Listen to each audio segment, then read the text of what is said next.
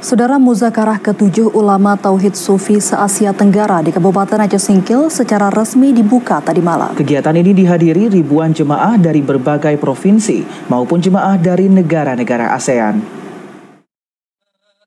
Hujan lebat yang mengguyur tidak menyurutkan keinginan jamaah untuk mengikuti rangkaian acara pembukaan Muzakarah ke-7 Ulama Tauhid Sufi se-Asia Tenggara yang dilaksanakan di alun-alun depan kantor Bupati Aceh Singkil. Muzakarah kali ini mengambil tema rekonstruksi peran tasawuf dalam historitas peradaban Islam Melayu untuk kemajuan Indonesia masa depan. Ini dibuka oleh PJ Gubernur Aceh yang diwakili Kepala Biro Keistimewaan Aceh dan Kesejahteraan Rakyat Setda Aceh Yusrizal. Selain tausiah agama oleh Abuya Tengku Syekh Haji Amran Wali Al-Khalidi, ribuan jemaah juga larut dalam zikir akbar atau ratib seribe. Dalam kegiatan ini juga dilaksanakan peluncuran buku Menghidupkan Kembali Khazanah Klasik Tasawuf Aceh, Potret Abuya Amran Wali Al-Khalidi dan Pemikiran Tasawuf di Aceh Kontemporer yang ditulis oleh Profesor Rubaidi, Guru Besar Ilmu Tasawuf UIN Sunan Ampel, Surabaya.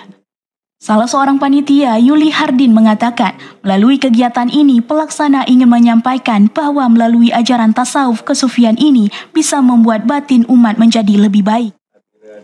Bagaimana kita menjalani kehidupan ini?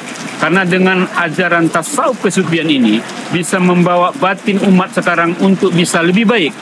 Sehingga revolusi mental yang dicanangkan oleh pemerintah, sebetulnya konsepnya itu adalah dengan tasawuf dan kesufian ini.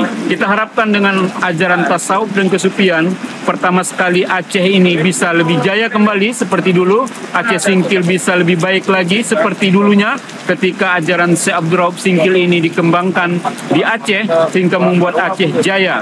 Dan kita berharap dengan ajaran ini Aceh kembali jaya, Indonesia kembali jaya, akhlak yang baik, berkasih sayang dan saling cinta mencintai di antara umat sehingga kita bisa membangun negeri ini dengan baik. Sementara itu, Muzakarah ke-7 Ulama Tauhid Sufi se-Asia Tenggara ini juga menjadi berkah bagi masyarakat di Kabupaten Aceh Singkil. Warga memanfaatkan momen ini untuk mendongkrak perekonomian dengan berjualan di sekitar lokasi acara. Dari Aceh Singkil, Jakartawan Adi Nugraha, TVRI Aceh melaporkan.